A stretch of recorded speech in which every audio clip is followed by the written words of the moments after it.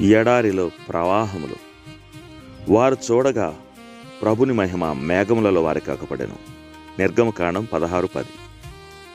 మేఘములలో వెండివలే మెరిసే గీటు కనబడే వరకు చూచుటకు అభ్యాసం చేసుకో.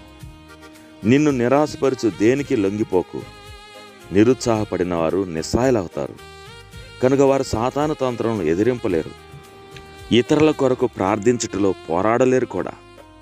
సర్పమునకు ఎంత దూరం పారిపోతావో నిరుత్సాహమును మరణకరమైన ఈ శత్రువుకు అంత దూరంగా పారిపో.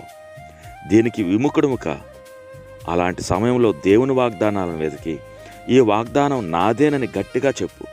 ఒకవేళ ఇంకా అనుమానం, అధైర్యం నిన్ను విడువనట్లు కనబడితే నీ హృదయమును దేవుని ఎదుట కుమ్మరించి ఆ శత్రువు నిన్నెంతగా బాధించుతున్నాడు వివరించి ఆయనకు చెప్పు. ఎప్పుడైతే అపనమ్మకము నుండి, ఆశాభంగము నుండి నీ ముఖమును తిప్పుకుంటావో అప్పుడే పరిశుద్ధాత్ముడు నీ ఆంతర్యంలోనికి దైవబలమును ప్రసాదిస్తాడు. మొదట ఆ దైవబలం నీలోనికి వచ్చినట్లు నీకు కనపడకపోవచ్చు. అయినా దృఢ నిశ్చయంతో నీవు నిరుత్సాహంను గద్దిస్తే నీ వద్దకు వచ్చి నిన్ను బాధించున్న అంధకార శక్తులు నీ వద్ద నుండి దూరమైపోవట నీవు గుర్తించగలవు. అంధకార శక్తుల చాటును దాగి ఉన్న దైవబలమును, శక్తిని మనం చూడగలిగితే నిరుత్సాహ, నిరాశ మన వద్దకు రాకుండానే దూరమైపోతాయి.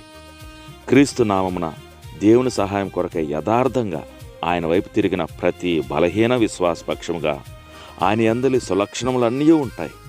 అవి అతనికి తోడుగా ఉండి నడిపిస్తాయి. ఒకసారి ఒక పక్షిరాజు నేల మీద పడి చనిపోయే స్థితిలో ఉండింది. దానికి తుపాకీ దెబ్బ తగలడం వల్ల పెద్ద గాయం ఉంది. పైకెగరలేక కిందనే పడి ఉంది. అయినా అది ఆకాశం వైపు కన్నులెత్తి చూస్తూ ఉండింది. ఎందుకంటే ఆకాశమే దాని నివాసం.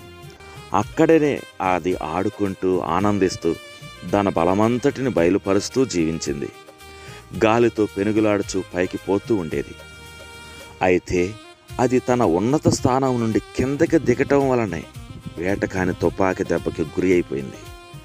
అలాగే మన ఆత్మ ఆకాశమందు సంచరించవలసిన పక్షిరాజు.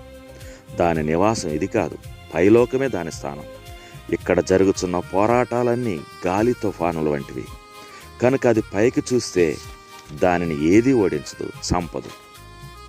కనుక ఓ నా ఆత్మ, పైకి చూడు. అప్పుడే విజయశాలయగు నీ నాయకుడు నీకు బలమిస్తాడు. పడమటి వైపునకు ఎంతసేపు చూసినా నీకు సూర్యోదయం కనబడదు కదా.